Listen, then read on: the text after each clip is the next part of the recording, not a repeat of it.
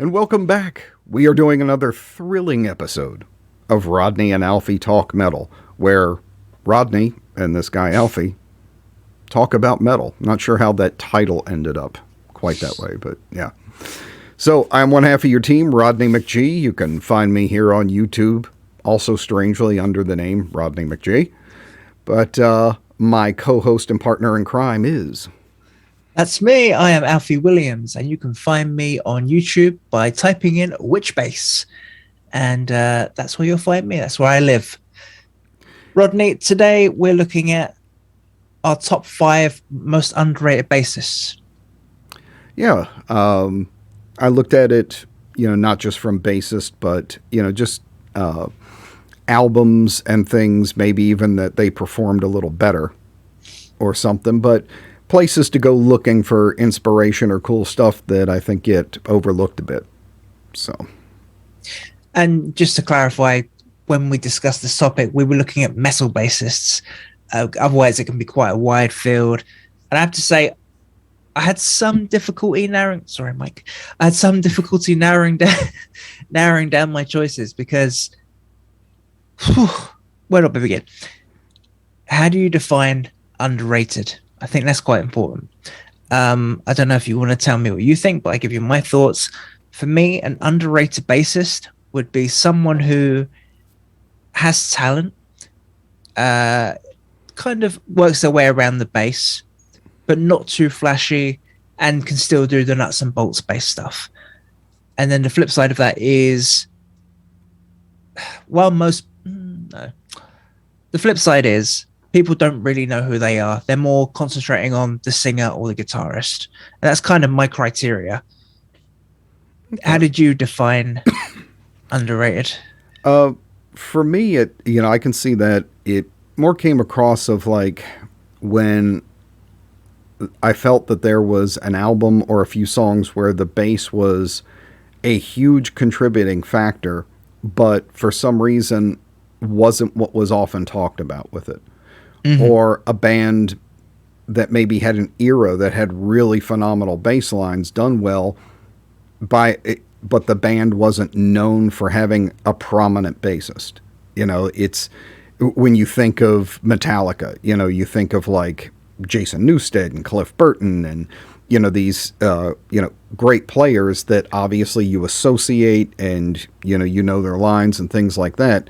But if you say, take a band like, Testament or something, you think of almost everybody but the bass player. That's right, yeah. So if I tried to think of albums like that where maybe there were incredible bass lines being done by a player, but in a band like that where it seems like most of the other things focused on aren't the bass, and the bass lines were actually much, much better than average.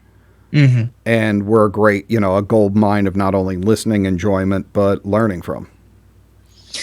I totally get that. I really struggle because most of the bassists who tick all the boxes, so to speak, their story, they're good, and you can hear them in the mix. So to find underrated bass players, it's been really difficult to find ones that stand out in a mix that aren't just guitar driven that you don't know about. And that's kind of where I struggled. Yeah. However, I do have a handful of players and we can discuss them. Do you want to go first? Do you want to tell me who your first choice is? Sure.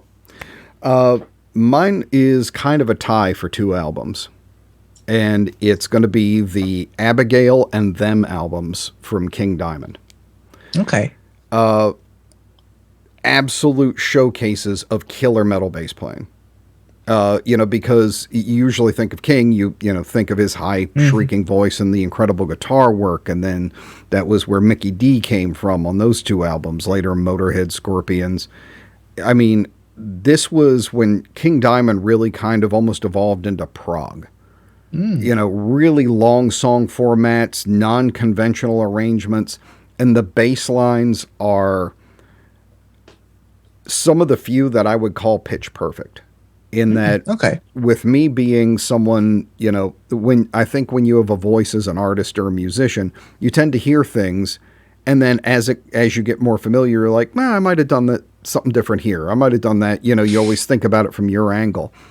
And I cannot find a hole on any of these albums. There are great melodic fills. There are lines that contrast the guitar, unexpected places where he pops forward.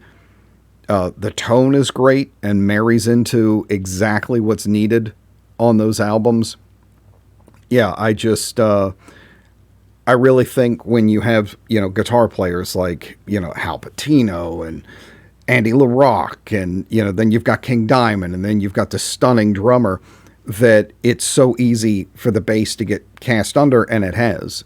And a lot of guys who are getting into, I would say if you're going into more progressive styles, or you want metal that's not really straight ahead, and you want to learn and understand how to write it really, really well, those two albums, absolute showcase of phenomenal bass. And, definitely underrated in the metal genre. I mean, they're held up as albums that are huge in their relevance and, that they're artistic masterpieces. But whenever I hear them get talked about, it's never about the bass. Mm-hmm. And to me, the bass taken out of those albums leaves an incredible hole. And yeah, they definitely deserve a second listen. So Abigail and Them from King Diamond, just mwah. Cool. I need to check that out. Like I said, I struggled. And I already have a really narrow taste of music anyway. So I tried to branch out. And my problem was listening to metal bands. Like I said, you either know their story and who they are, or the bass just follows the guitar and you can't hear it. It's just another voicing of the guitar, which isn't particularly interesting. So I've done my best, and the list might get better as we go on. So here's my first one. I don't really have a name. It's the bassist for Ghost, where you might not, again, similarly to King Diamond, you might not think bass when you think of Ghost, but the lines, to me, and in my perspective, are quite melodic, and they work their way around the neck. They use really cool octaves and different phrasings and stuff like that. It's not your normal run of the mill playing along with the guitar. It's a challenge, and it's different, and that's what I kind of found unique about it. And of course, in Ghost, their bass players have changed. I think they probably had 2 or 3. They've had, I think they still have their current one from the last album.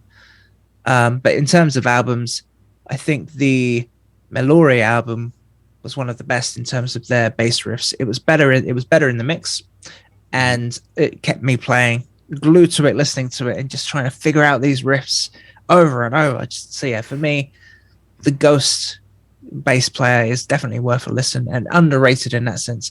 And it doesn't help that you don't know their name. So it doesn't help. Well, most people don't know King Diamond's bassist either, so fair play. I guess that's the nature of being underrated.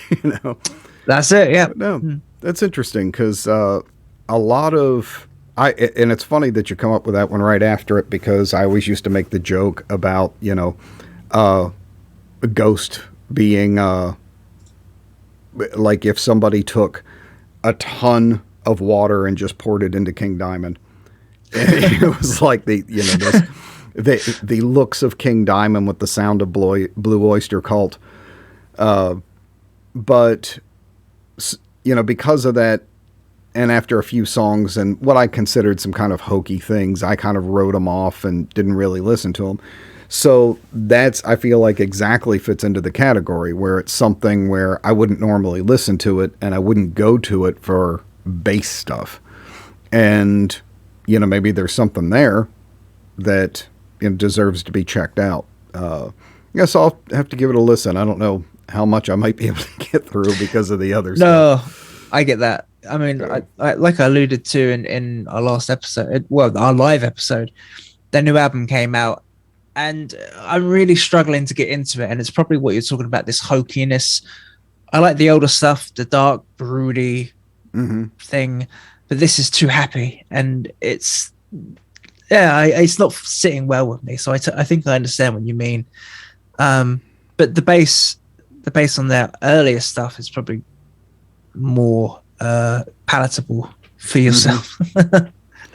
It's funny. It's like I have that moment with them and, other metal bands where a moment from my childhood when I had two older brothers who, initiated me into a lot of heavier music very early on. And even at the ripe age of, I think, like 6 years old or something, me being confused by something because they showed me Kiss and Black Sabbath.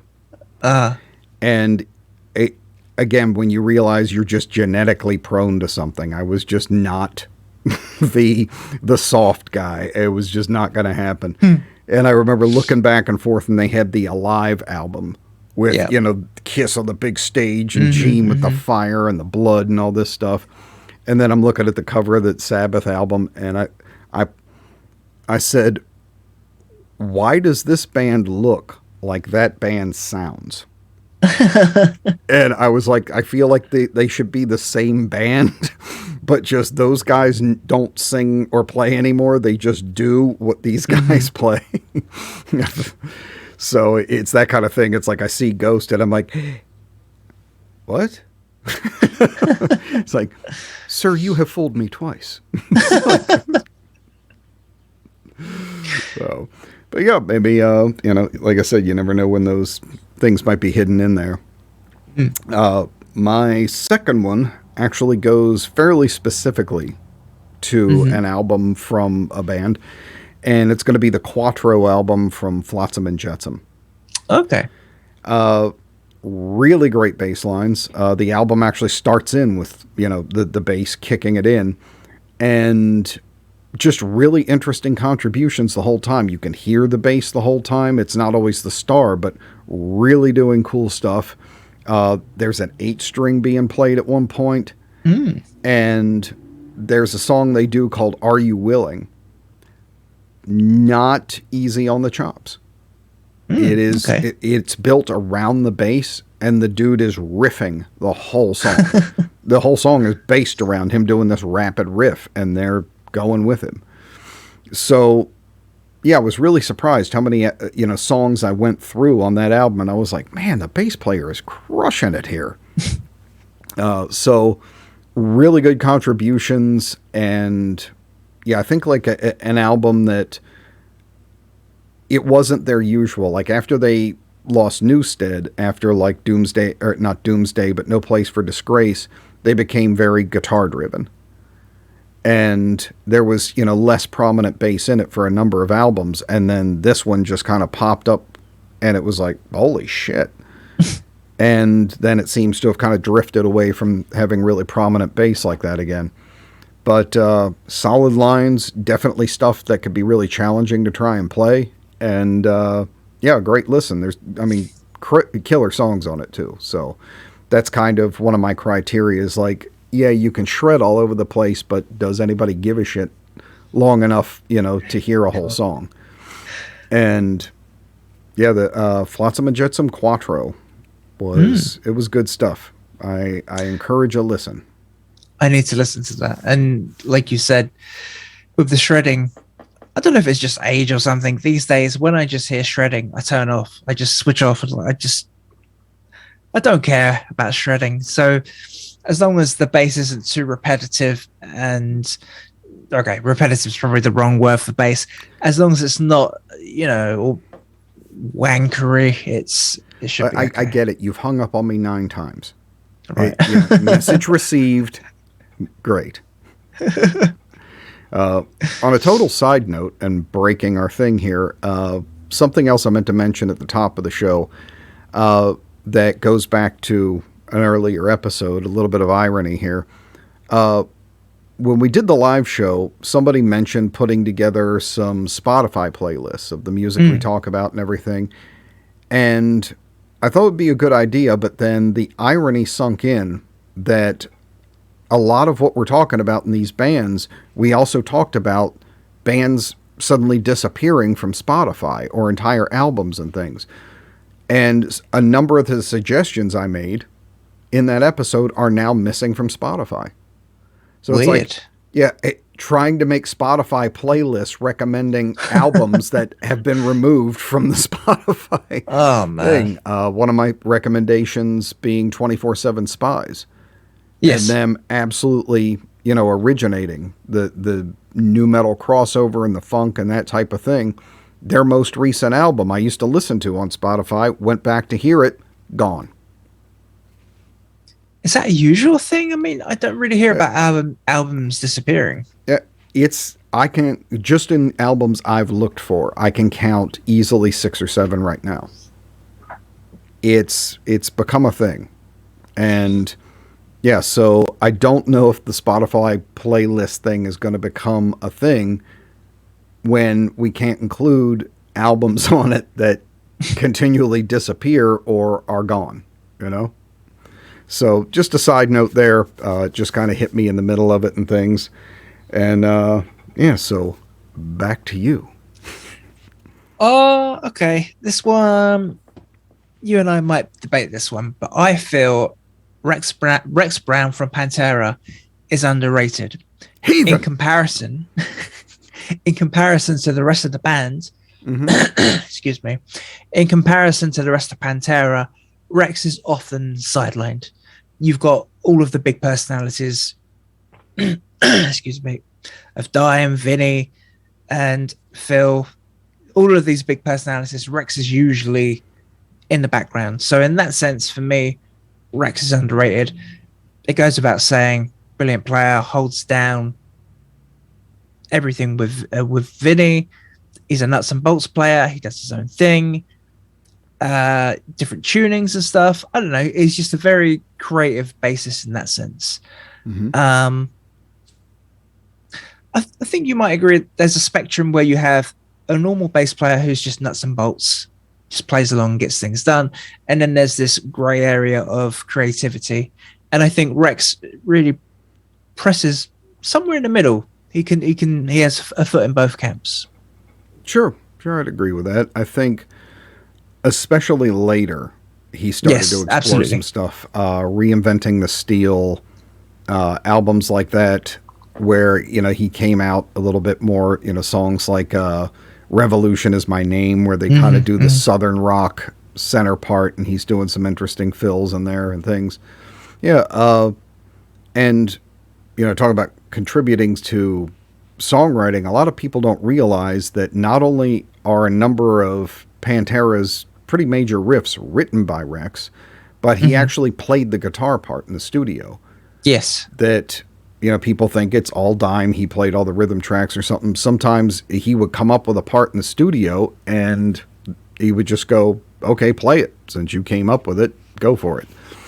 And, it just, that's kind of how it went. So, yeah, I could definitely see that one. That I don't know if his playing is all that massive, but I think his contribution to what Pantera is definitely undercredited. That's the better way to put it.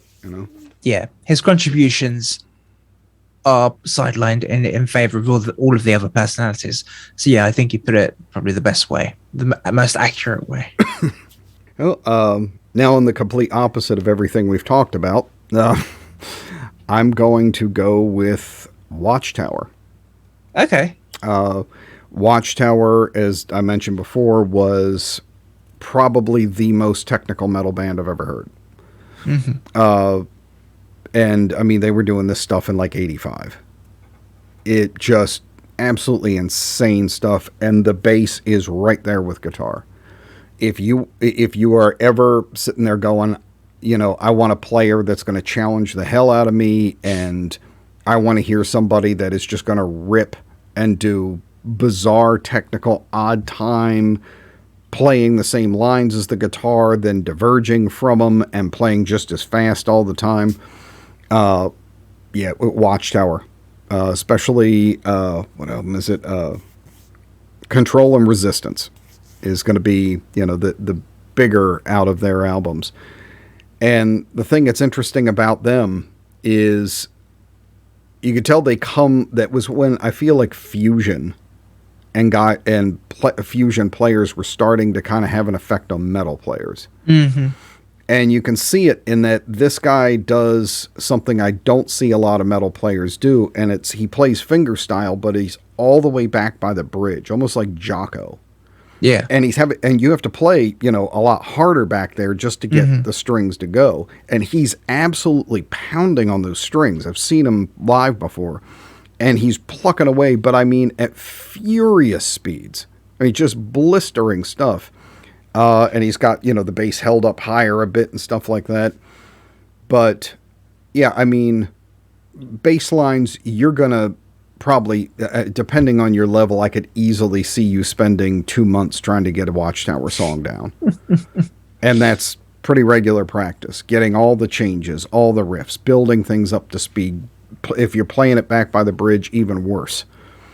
And, yeah, they just absolutely go for it. And to have a guy who he's as prominent in Watchtower as Geddy is in Rush. And just blistering technical all the time. Plus, he stands out and does pieces. He starts with tapping intros sometimes or weird chromatic stuff and really super odd choices and things. So if you like really prog stuff and you like really technical things, it does not get better than Watchtower. And that bassist is, even if you're not into technique, if you're looking at like, I want to have this level of proficiency, that dude is the high watermark. Cool. Absolutely. Just, I can remember just being knocked on my ass the first time I heard it. It's one of those bands where you start to question your choice as a musician when you hear it. You just go, what the Jesus H Christ. And the thing that killed me as a total side note the most about it is usually when you see these prog bands and stuff, they have this very intense dour type of thing, and their shoes are firmly bolted onto the stage, and they're doing their thing. Move. These guys looked like they were at a kegger party or something. They constantly ran back and forth across the stage playing this hyper technical stuff. Smiles on their faces, kind of being goofy. And, it was like if Ugly Kid Joe played like Chick Corea. It was just absolute, which made it even funnier to me. Like, it just even more insane. It's like you're so relaxed and so upbeat and obviously having a good time with this really dark, twisted sounding music and just shredding while, running back and forth and, who gives a shit type of approach. Yeah. You're not going to find many bassists, even in modern like tech death and stuff like that, where I'm going to go, yeah, you impress me more than him. He's definitely a high water mark. And even with them, Jarzombek, the drummer, stuff like that, those are usually the guys who, get the real notoriety. I'm like, how are people not freaking out over this bass player? And one other completely hilarious side note. For a while, they had a vocalist, and you might recognize his name. He was doing these very high, shrieky, and obviously, hyper technical, weird, jagged vocals and stuff. But his name was Jason Mcmaster. Who's that? Jason Mcmaster, after he left Watchtower, joined a band called Dangerous Toys. Oh, okay. Basically a level D Guns N' Roses style band with like song titles like Teasin' Pleasin' and stuff like this, and him doing like na na na na kind of guitar like vocal parts and stuff. That absolutely killed me. That this guy went from Watchtower. How weird. Yeah, like the most diametric opposite type of thing I could possibly imagine. It would be like, James LaBrie. Well, I don't know. He's a little lightheaded anyway. But like, like the singer from, I don't know, Morbid Angel suddenly popping up in Limp Bizkit or something. You just be like, The hell just happened here? Yeah, absolutely freaked me out. But yeah, that cracked me up. But yeah, bassist. I always this is my time for a side note now. I always find like the higher up your bass, Mm-hmm. I don't want to say the more skilled you are, but the more competent you're probably going to play. Like when I was a kid, it's like, I'm not wearing it up here. My bass teacher was like, you need to wear it up here. No, I'm not doing that. I'm wearing it low, down as low as I can get it. And as an idiot, I couldn't play bass. And as I get older and still playing, like the higher it gets, the more conservative you get, the higher the bass goes. Mm-hmm. So I'm just going to have mine mounted to my forehead. Yeah. And I'm not going to play. I'm just going to walk out and go,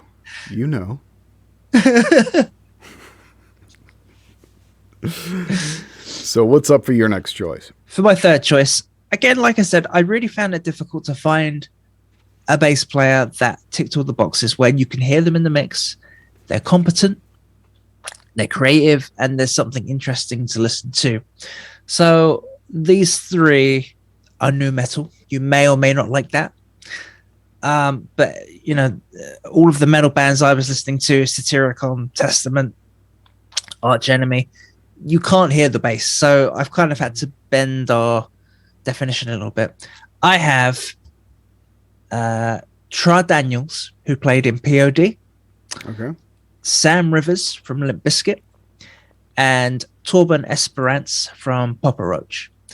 And for me, these guys all fill a very similar role where they have a lot of creativity across the neck. They do their own thing independent of the guitar. They're all 5-string players in different tunings. And for me, growing up, this is kind of the first time I saw 5-string. And I don't know, for me, this is why I think they're underrated. These 5-string players that are doing something that is not just following the guitar. They're doing their own thing. The early stuff of Paparoach, amazing 5-string playing. The POD stuff, I love the singles. I really think it has a nice dichotomy against the guitar. It's not doing the same thing. And for Limp Bizkit, again, the same sort of thing where it's just doing its own thing independent of the guitar. And I kind of like that and feel that it's completely underrated in metal. And again, we can blend the line of nu metal and metal. Mm-hmm. And maybe nu metal is a little bit more looser in that sense of playing. What do you think? Yeah, I mean, I could see it with some of it. How can I say? The nu metal thing to me was, because it relied a bit more on groove and funk, that did open up a space for players like that to kind of, step out a little bit or something. Which, like him or not, even Fieldy stepped into with that type of thing. Yeah, and you could hear him, and he was more open and prominent, whatever your thoughts on his type of playing might be and stuff. But yeah, I notice it, at least with those type of players, I notice it more in their sonic prominence than I do necessarily them doing something interesting. Mm-hmm. But then again, I just wasn't a nu metal guy. So, there could be some great parts that I'm not aware of. I have my doubts. But, yeah, so, I mean, I could see how, just the fact of groove opening up, leaning things back towards the bassist might make a difference. But, yeah, that would be one I'd, have to get some songs tossed at me or something to really kind of go, or, yeah. Yeah. And just a side note that maybe, we can find what we're talking about in even one of these, like where you said, like Testament, you don't hear the bass and stuff. I can think of a handful of Testament songs where the bass is really prominent. Mm-hmm. You can think of like Practice What You Preach. The bass is really prominent through that one, especially Trial by Fire from the New Order album. There's even a melodic thing that Christensen does on Over the Wall from the mm-hmm. Legacy. Souls of Black has a bass intro So there's definitely places where he puts forward. So those are, places where you might not think you usually hear him, but, there are moments where he pops forward. So he finds places to shine here and there. So, Greg Christensen, good stuff. What is your fourth? Are we on to the fourth one now? Yeah. What's your fourth recommendation? The fact that I have to make this a recommendation to me is slightly appalling, but it's definitely worth noting. And it seems like no matter how many times I bring it up, people are just like, yeah. The first two Ozzy solo albums and Bob Daisley. Would you call him underrated? Because I mean, for me, I like Bob Daisley as much as the next guy, but I guess maybe it goes back to that Pantera thing where you have Ozzy and Randy Rhoads. I don't even know who the drummer was, so maybe is it the same thing? Well, yeah, I mean, it's definitely overshadowed by that type of stuff, but I mean, his bass parts, I mean, Crazy Train, but those two albums, I just love them. Yeah, and there's every single song has a phenomenal bass line, and they're non-conventional, and they're interesting. He deserves more for what was in there, but I think there's this weird mix of, one, being overshadowed by Ozzy and Randy. Two is the fact that he was fired from the band at a very weird place, and then you have Rudy Sarzo step in, and so since he's not the guy on the album, it's not pushed, him being this prominent songwriter / bassist. And so it's just like this weird mists of time thing. And I talk to metal bassists all the time, and they're like, give me some classic stuff to go and listen to. And I mention those albums, and they're like, oh yeah, I listen to them all the time. I'm like, how have you not listened to the bass? Yeah, listen to the bass. I completely agree with you. It's so prominent. Like, it's not like it kind of sits behind the guitar. You cannot miss the bass in it. So, like I said, and that's it. What's weird to me is even players I know that listen to these albums go like, God, man, you're right. I'm like, it's like this poor guy is like Teflon or something. It just, people hear him and they're like, oh, wow, that's badass. Zoop, off goes the attention and the credit. But I mean, there is not a song I can think of off of either one of those albums that is not a perfect class in how to write really excellent, non-guitar centric rock and metal bass lines, and how to hold your own and still be a badass in the presence of someone like Randy Rhoads. Amazing. Absolutely I agree. Amazing. Yeah, I couldn't agree more. I was thinking about Bob Daisley for the list, but no, you're right. He is underrated in that regard. Just, I completely agree. Every song is killer. It's unique.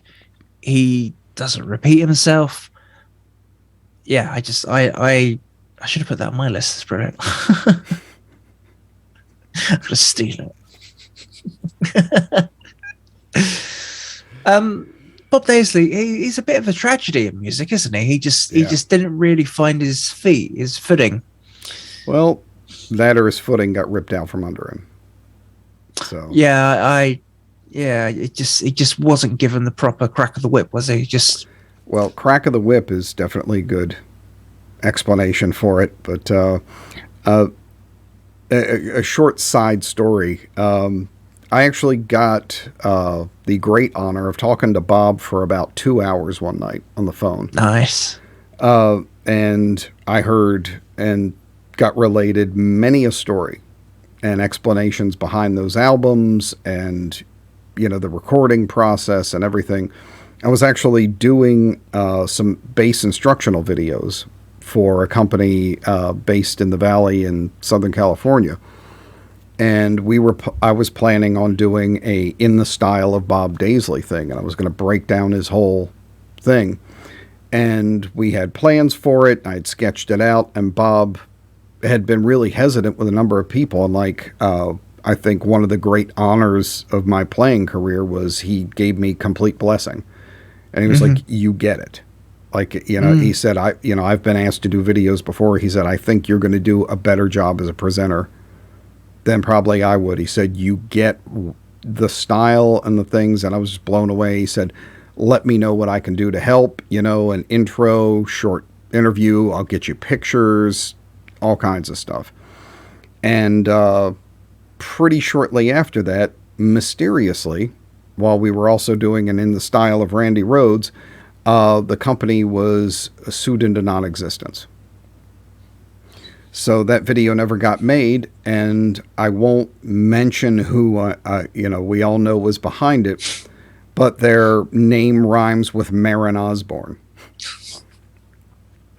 I knew you were going to say that, yeah. But this is also the person who, screwed him out of the band.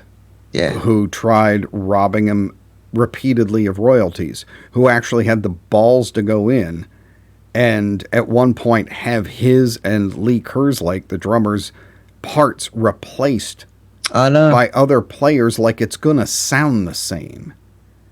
It was, to anybody who heard that, I'm sorry the psychological damage that's happened to you, but that was one of the worst atrocities I'd ever heard in my life. It's like going in and, re-recording Jimi Hendrix's solos.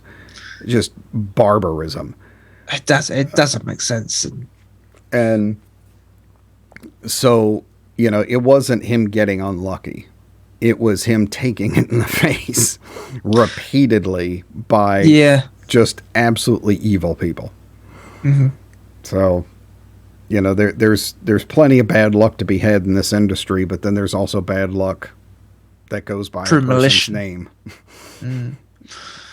Yeah, it's terrible. I guess we can only, highlight him and bring him into the forefront and say, go and listen to those first two albums. I mean, it's probably shame on me for not knowing what he did afterwards, but those two albums, I've been listening to them since I was a kid.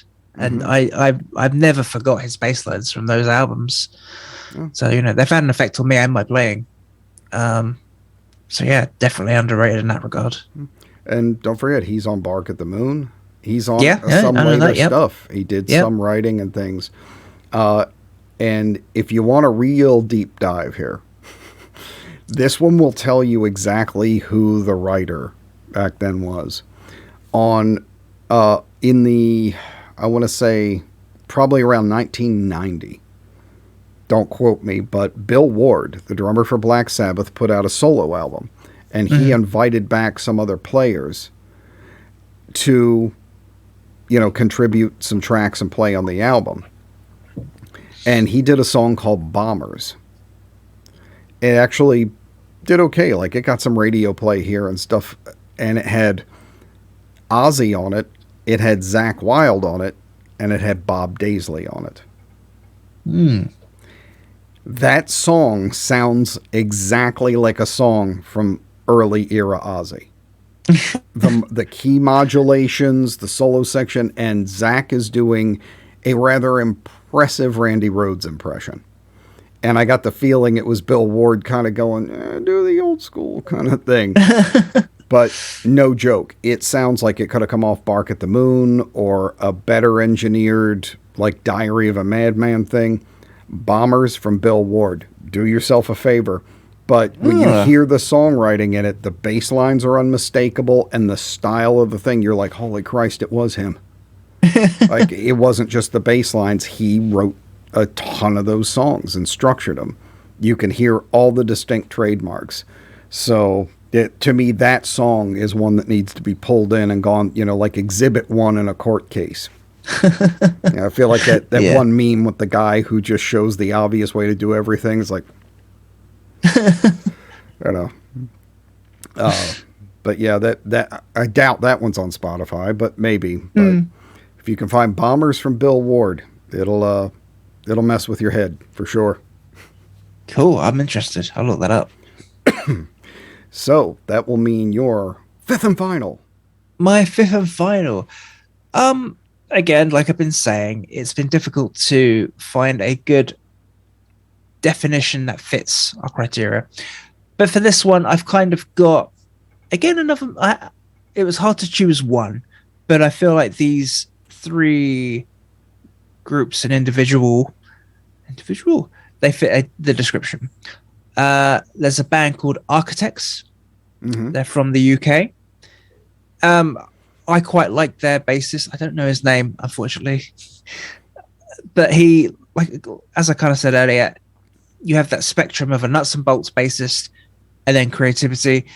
There's quite a good spectrum in there of some riffing and moving around the bass and just playing with a really tight rhythm section. And I kind of feel like Architects is underrated in that regard for the bass. Okay. They have their singles and the heavy metal kind of stuff, and they're known for that. But the bass is not underrated because it's not really spoken about. So there's that. Asking Alexandria, again, same kind of thing. More known for the metal sound and those singles, but a good drum and bass section, rhythm section. That I thought was fresh and fit our criteria. Okay. And then lastly, this is brought onto me really late in the day, actually, just before we started. My other half, she said to me, "Oh, how about this guy? It's Nick Shendelios from Alec Carnage." Okay. He played on an album called Sun Eater, and this actually totally fits the bill in terms of our criteria, where he has a sound that's very reminiscent of Ryan Martini. Okay. There's a lot of tapping, there's a Warwick bass, and I've never heard of him before. Again, maybe to my shame, but his sound is underrated to me. Anything that is similar to Ryan Martini is definitely worth a look and needs to be spoken about more in the bass community, in music at large. Like, again, in that spectrum, you have crazy, wicked capacity, and you can fall back onto the rhythm section. And I feel like this guy, Nick, has that in his work. Cool. Very cool. Yeah, I had debated about a couple more current players, and I left some of those out because I kind of felt like, and I kept most of mine fairly classic because I felt like, at least with the modern stuff, that maybe judgment hadn't been passed yet. You know, that Absolutely. Was kind of my reason why a lot of mine are older. You know, because they may become more prominent and this player suddenly jumps up in their kind of social market value or whatever. So, you know, I kind of, even if it was a player that's currently doing things, I would tend to go, okay, is there stuff that I know has already kind of gone into the metal mists of time, as it were, and we're losing track of it. So, but that's a really cool one. I'm actually going to tune into that one a little more. Yeah, I'm sure we'll share a list of songs and hopefully a playlist of some sort on Spotify or YouTube. I don't know. We'll figure something out. Yeah. We'll figure it out and share our lists. So I have a final one, and then I have an honorable mention, because I feel like these guys are two sides, they're a flip of a coin. But my last one is going to be D.D. Verney of Overkill. Okay. But specifically something. A lot of his albums do get mentioned for prominent bass. Like, he's not undervalued. He's kind of, you know, the star of Overkill. But a lot of people talk, you know, WTO or Horrorscope or, you know, a number of albums where he plays, you know, more standout bass lines, or he's just so goddamn loud in the mix. That type of thing. And that's cool, but one I feel like it's undercredited for Overkill overall. But was a bit more groundbreaking, and a couple of things, little trademarks that they had back then that I feel like they left behind.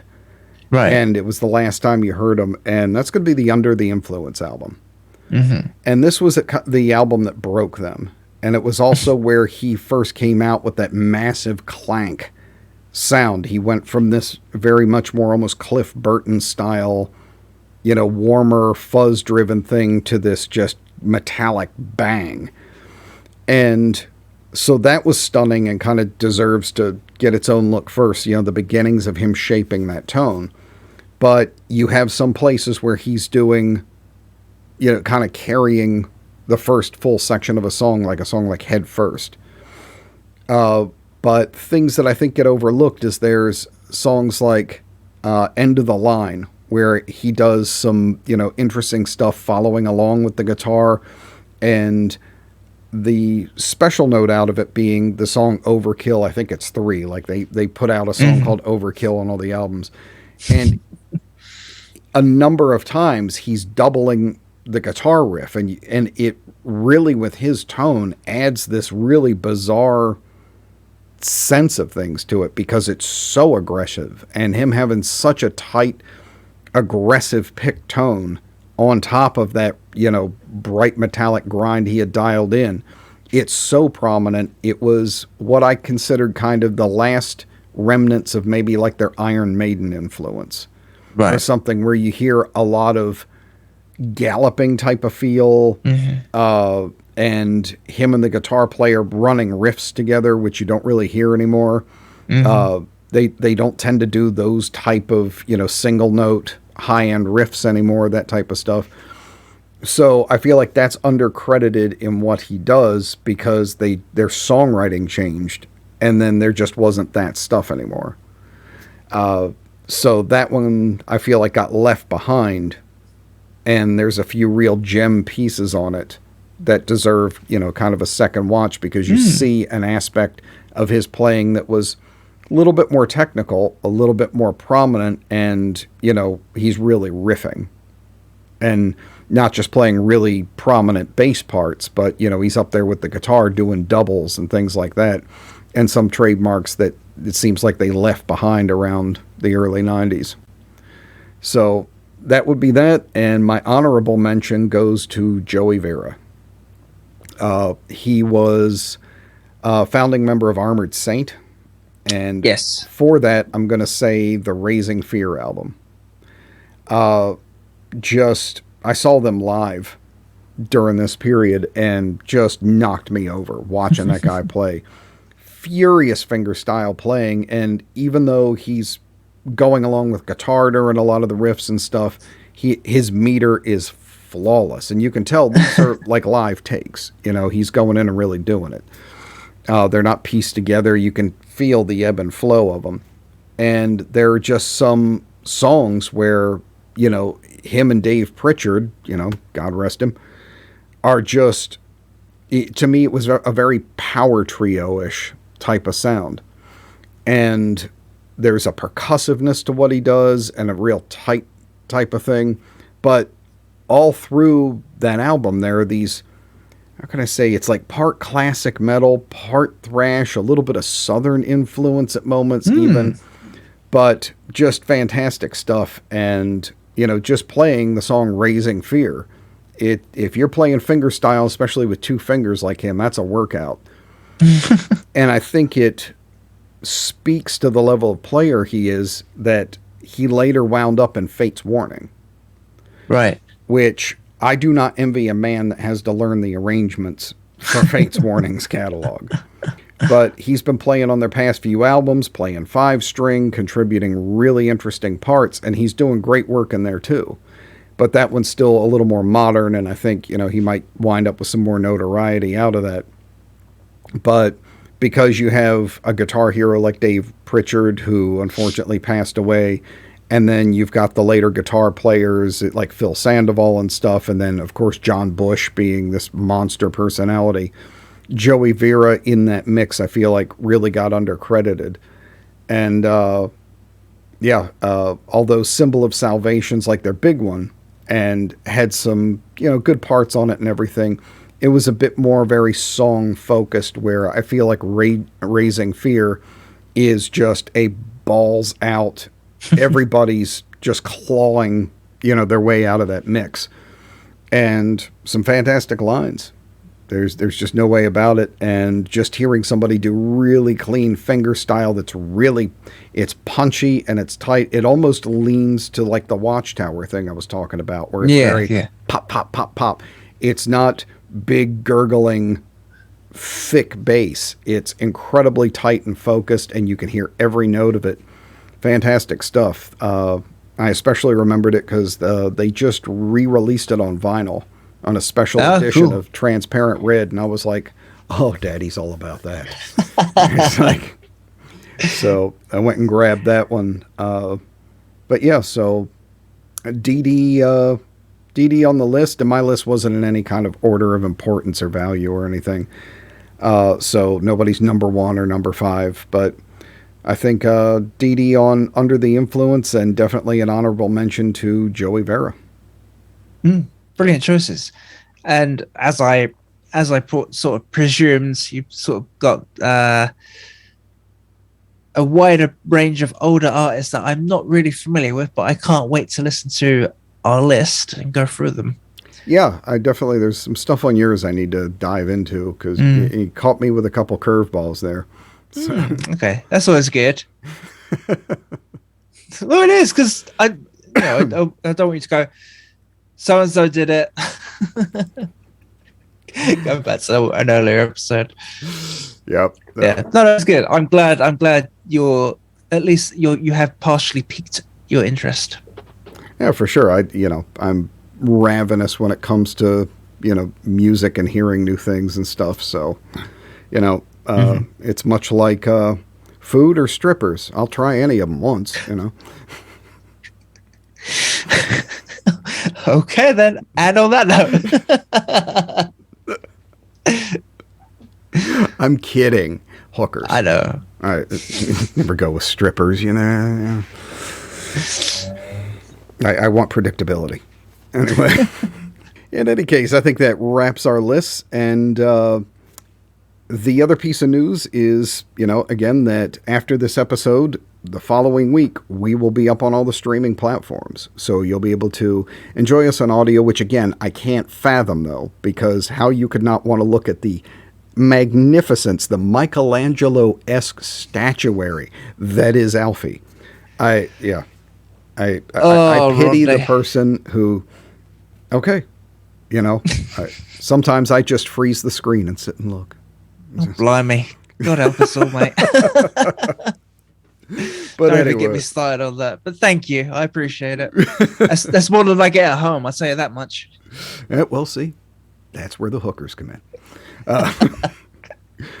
But that will wrap it for this week. If you are on YouTube and gazing into his astounding visage, leave something in the comments.